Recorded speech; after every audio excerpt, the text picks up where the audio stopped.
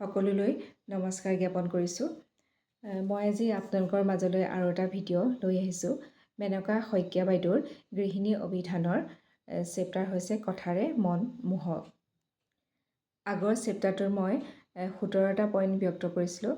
আজি মই 18 নম্বৰ পইণ্টৰ পৰা আপোনালোকৰ আগত ব্যক্ত কৰিবলৈ আগবাঢ়িছোঁ।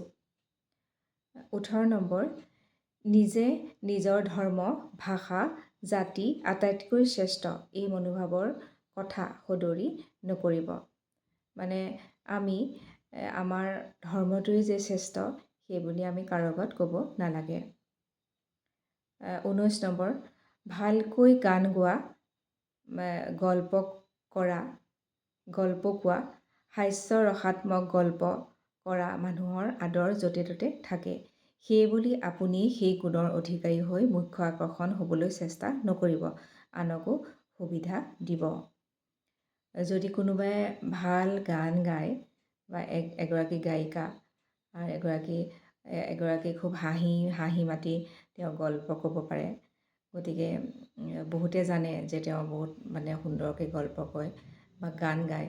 তেওঁলোকক যদি মাতে বা আপোনালোকৰ যেনিবা বিয়া এখন আছে, বিয়াত গৈছে, গান গাবলৈকে ক'লে বা এটা জলচাত আপোনাক গান গাবলৈ ক'লে, যে আপুনিয়ে গান গাই শেষ কৰি নিদিব। গতিকে আৰু সেই জলচাখনত বহুতো থাকিব পাৰে গায়ক, তেওঁলোককো আপোনালোকে সুবিধা দিব। আপুনিয়ে মুখ্য আকৰ্ষণ হৈ নাথাকিব, সেই কথাটো ইয়াত ব্যক্ত কৰিছে। 20 নম্বৰ আছে, বিবেচক হ'ব, নক'বলগীয়া কথা কৈ বিপদত নপৰে যেন। কথা কোৱাৰ আগতে বিবেচনা কৰিব বা ভাবি ল'ব। আমি যিকোনো কথা কোৱাৰ আগত আমি ভাবি চিন্তি কথা ক'ব লাগে আৰু আমি বিবেচনা কৰিহে কথাটো কোৱা উচিত।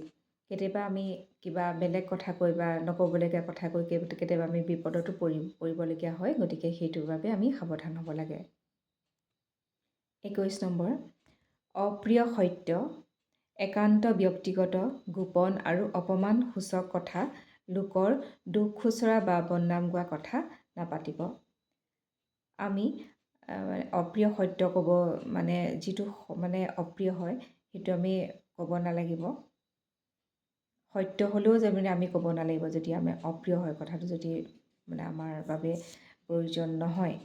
আৰু বা ব্যক্তিগত, কাৰোবাৰ একান্ত ব্যক্তিগত কথা বা গোপন কথা, আৰু কিছুমান কথাই কাৰোবাক অপমান হ'ব পাৰে কাৰোবাৰ বাবে, সেইখিনি কথা আমি আলোচনা নকৰাই ভাল।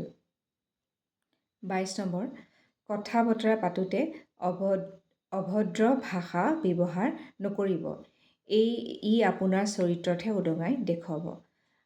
কিছুমান মানুহে কথাই প্ৰতি বেয়া কথা কয়, বেয়া ভাষা ব্যৱহাৰ কৰে। গতিকে আপুনি সেইটো ত্যাগ কৰক। সেইটো যদি বাৰে প্ৰতি আপোনাৰ সেই ৱৰ্ডটো কৈ থাকে, গতিকে আপোনাৰ চৰিত্ৰহে উদঙাই দিব। গতিকে আপুনি বেয়া কথাও নক'ব, সেই কথাটো ইয়াত ব্যক্ত কৰিছে। এই লাষ্ট পইণ্টটো আহিছে, আনক ভালৰি বোলাবলৈ অপ্ৰয়োজনীয় মিছা কথা নক'ব। আমি কাৰোবাক ভালৰি লগাবলৈ গৈ পেলাই আমি মিছা কথা কোৱাটো আমাৰ অনুচিত।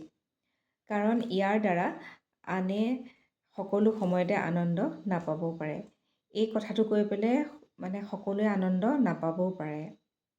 তাৰ পৰিৱৰ্তে নিজৰ বিপদো বাঢ়িব পাৰে। আমি যদি অপ্ৰয়োজনীয় মিছা কথা কওঁ, গতিকে আমাৰ বিপদো আহিব পাৰে। গতিকে আজিলৈ মই কথাৰে মন মোহক চেপ্টাৰটোৰ আজি মই সমাপ্ত কৰিছোঁ। আৰু নেক্সট ভিডিঅ'ত মই আৰু এটা চেপ্টাৰ লৈ আহিম। আৰু আপোনালোকে যদি ভাল পাইছে চাই, তেনেহ'লে শ্বেয়াৰ কৰিব বুলি আশা ৰাখিলোঁ। ধন্যবাদ।